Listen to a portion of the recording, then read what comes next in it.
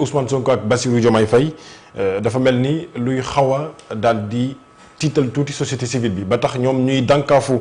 ci yéenekaay bi di Le Quotidien nee na ñu ngay woote ndax la ñuy dànkaafu mooy crise institutionnelle am ci biir réew bu Sénégal est-ce que mën nañ fa yegg. waaw mais Sénégal amul crise dafa am ñoo xamante ne bu réew dalee lépp di dox lépp di jaar yoon. bugguñu ñoom il faut que ñuy jéem a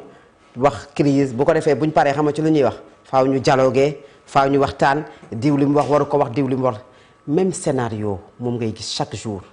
et chaque période ak un homme politique bu taxaw am dëgër lay Sénégal même gars yi ñooy def même méthode yi chaque jour contre une personne benn bi c'était contre Idriss Seck dinañ ci ñëwaat contre Macky Sall dinañ ci ñëwaat contre Khalifa Sall dinañ ci ñëwaat aujourd'hui qui incarne l'opposition ou opposition de toute façon tey moo taxaw tey contre lui demain ça peut être contre vous Al-Amine su fekkee am ngay ambition et que ngay doxalee loo xam ne ñenn ñi d'accord ñu ci il n'y a pas de crise au Sénégal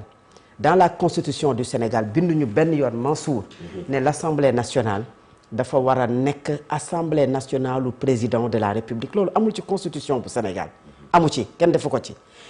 une majorité certes sert à quelque chose mais dans la constitution dafa am lu ñu wax muy la séparation des pouvoirs est-ce que dans ce pays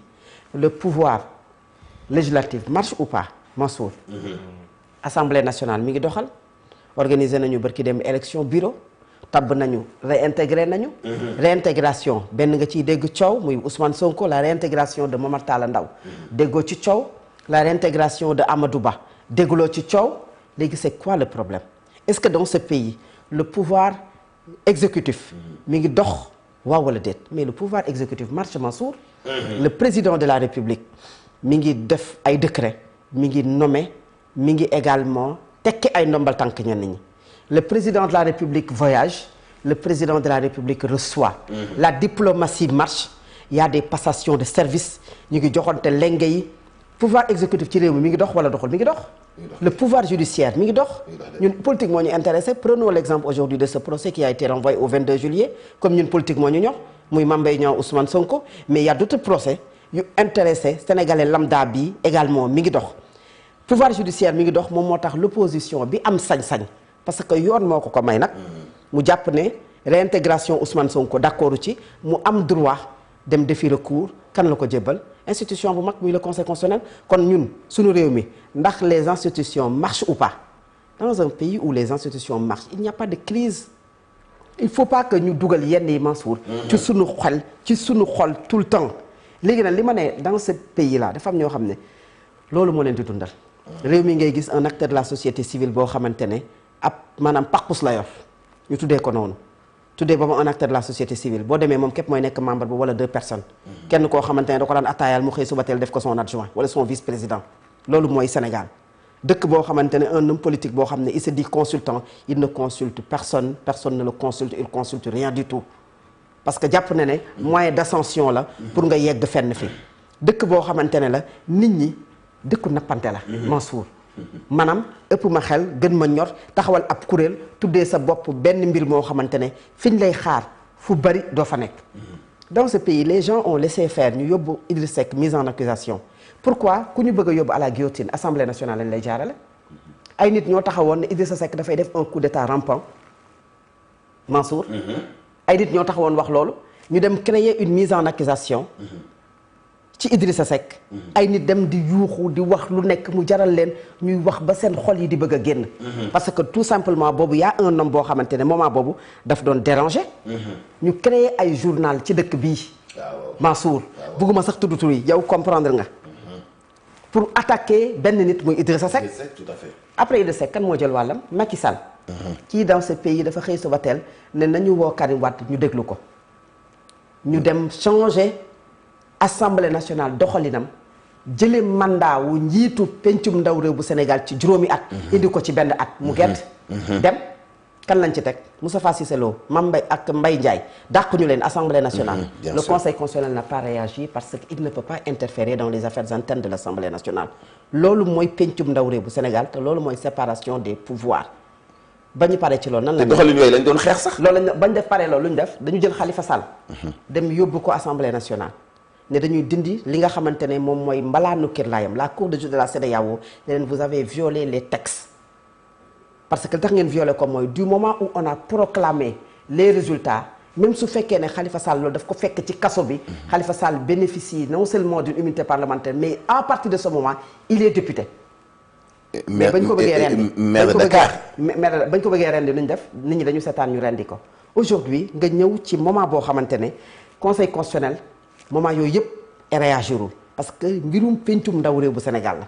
mun ci léegi aujourd'hui yéen ngeen ne le conseil constitutionnel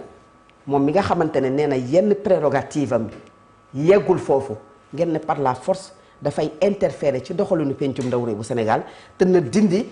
ki nga xamante ne tey député la comme Amadou Ba ni mu nekkee député mais le fait que Amadou Ba est député loolu mettiwul kenn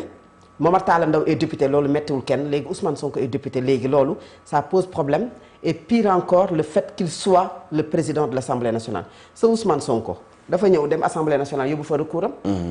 yan moo tax mu yóbbu recours am Assemblée nationale daf ne moom lu jëm ci wàllu immunité parlementaire am ni ñu ko dindee dans l'affaire Adji Sarr daf fa yóbbu pour acte législatif ni ñu ko dindee baaxul conseil constitutionnel daf koo rejeté rejeté ko ne ko c'est une résolution d'ordre intérieur maanaam mbirum pencum ndaw réew bu Sénégal la man aw ma ci sañ-sañ moom loolu la defal Ousmane Sonko moom conseil constitutionnel mais beneen bi mooy Mansour le président de la République moom mooy daanaka bu ñu waxee moom mooy interprète authentique su suñu constitution parce que boo nee constitution ka ngay njëkk a wax bokk na ci njiitu réew mi moom moo ne Ousmane Sonko tey bu jóge woon fii mën na dellu pencum ndaw réew bu Sénégal est-ce que kooku wax loolu te moom mooy l'interprète authentique aujourd'hui de la constitution moom mën nga ko bañal loolu nga xamante ne moom la waxoon te mu tënku ci constitution parce que bu fekkoon da ko wax te tënkuwu ci tamit même su fekkee ne am na dayoog président de la République dañuy wax ne tënkuwu ci mais constitution moom moo ko wax moom le président de la République mu wax ko léegi nag loolu noonu yëpp ngeen jël ko teg ko nële parce que tout simplement aujourd'hui da ngay sentir que ne dafa mel ne une attaque coordonnée systématique boo xamante ne da nga koy teg ci benn nit man Mansour su Khalifa Sall sur les plateaux et dans d'autres émissions dama jàppoon ne on a voulu quand même nësaxal benn adversaire politique on a empêché à Khalifa Sall et à Karim Wade d'être candidat te loolu du ma ci jóg yow doo ci jóg loolu mooy constance mooy nit koo xam ne jàpp nga ne kii kat liñ koy teg nii néewal doole la te liñ koy teg baaxul te du intérêt Sénégal nga taxaw ci mais nit doo nekk que ça soit journaliste société civile analyste politique ak kum ci mënti doon doo def rek yow jàpp ne moment bii schéma bii nga nekk ci schéma boobu ngay dem jusqu'au bout et ce que tu analyses ay sénégalais ñoo lay déglu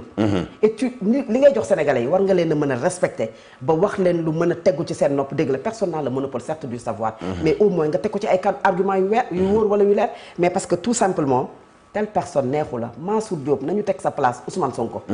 wala ñu ne Fatou à la place kuñ ci mënti doon ñu ne yow war nga am lii tey yoon moom la ko jox ñu ne non non déedéet waru ko am te tout le temps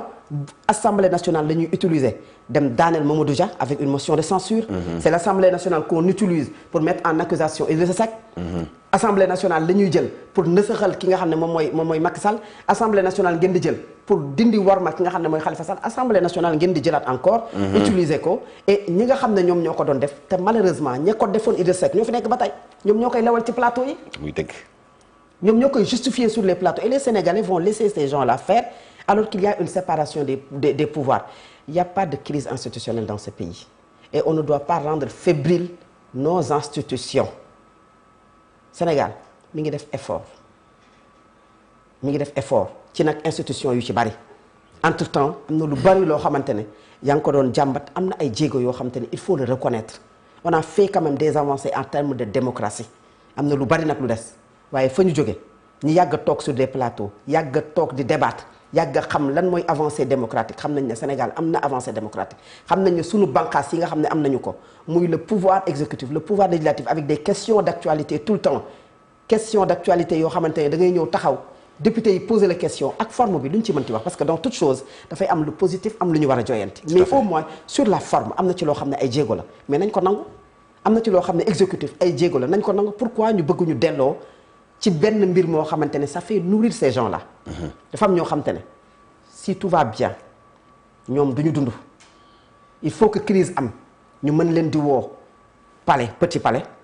wala woo leen ci instance yu mag yi wala ñuy gisee ci suuf wala même ñu nekk à des kilomètres mais ñu koy lijjanti ak di ko taqale. tu verras dans les jours à venir d'autres personnes beaucoup de personnes yoo xam ne gisatoo leen woon déggatoo leen woon du ñu wax parce que tout va bien mais bu ñu jàppee ne am na lu ndaw rek loo xamante ne am na ñoom ñooy génn wër nag ñoom sax ñooy nekk à la limite demandeur ñooñu Sénégal intéressé wu leen. pour mën a wax. maintenant yow mi Sénégal intéressé nag mooy yow mi xamul couleur xàmmee woo Diomaye ku ñuul la wala ku xees la Ousmane Sonko dafa gàtt wala dafa njool. mais la couleur qui t'intéresse c'est le Sénégal. Et ce pays a besoin de stabilité. En quoi quelqu'un bu ñu war a teg mu jiite mu nekk député wala mu nekk ministre lan la war a méttee nit ñi autant le président de la République a le droit de nommer qui il veut parce que moom moo am le quitus ndax sénégalais yi ñoom ñoo ko jox te kenn du ko bañal Bassirou Diomaye Faye du nommé. ba nga bañal ko wala nga di ko xas parce que dafa am droit nommé ku ko neex mais autant le peuple a donné également quitus aux députés. Du pouvoir comme de l'opposition Mansour keroog ba ñu demee di wuti ñu ne ñun dañu bëgg ku ci mel ne Aïssata Tall Sall mu nekk député de l'opposition moo tax nit ñi falal ko moo tax mu jiite groupe parlementaire jox leen seen wàll parce que dans un pays il faut un pouvoir qui gouverne une opposition qui s'oppose autant lañ ko joxe président mais pourquoi ce Sénégal cette volonté populaire cette majorité bi jox ay nit dara ngeen ne leen yéen non et un groupuscule de personnes yoo xamante ne ñoom ñoo ñuy bëgg a tympaniser comprendre nga tuddee seen bopp ak lu ñu leen mën a tuddee que ne y a une crise institutionnelle bu ñu yeggee ci crise institutionnelle nag ñu gis ko ñu xam ne ñu ngi koy dund ñu xam nañu koy tuddee parce que je ne pense pas que c'est pour l'intérêt ni du président de la République ni du président de l'Assemblée nationale ñu jëmbat une crise institutionnelle parce que le Sénégal leur a tout donné bu mer day am nit ñi dañ leen war a mere xam nga ci lan mooy Sénégal dañoo jàppoon ne pacte la boo xamante ne dañuy dem ba 2029 ñu ne ñu pacte baa ngi nii da ngeen ñuy reconduire wala bëggu leen y a séparation les gens ont mais nit ñi ils ont pris acte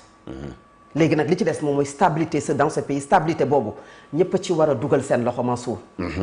gis nga ñi ñenn ñu jógee di wër plateau yi di créer crise ak di ko enflammer la ñenn ñi war a am fulla ne Sénégal dëkk la boo xamante ne on a besoin de stabilité et pour un poste de député ou de présidence de l'Assemblée nationale ce pays là kenn du ko dugal ci benn instabilité bi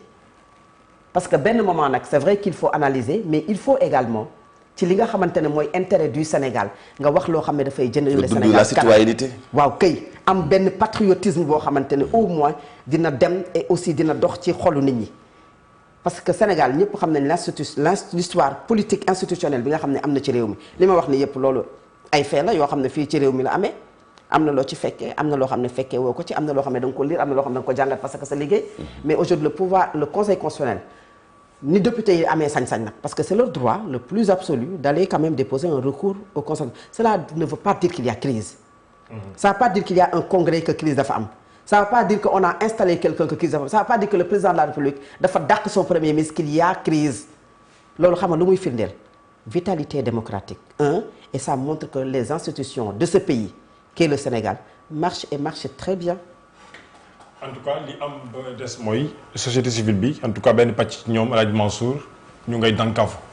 ci li nga xamante moom moo jëm ci tàqaliko bi am diggante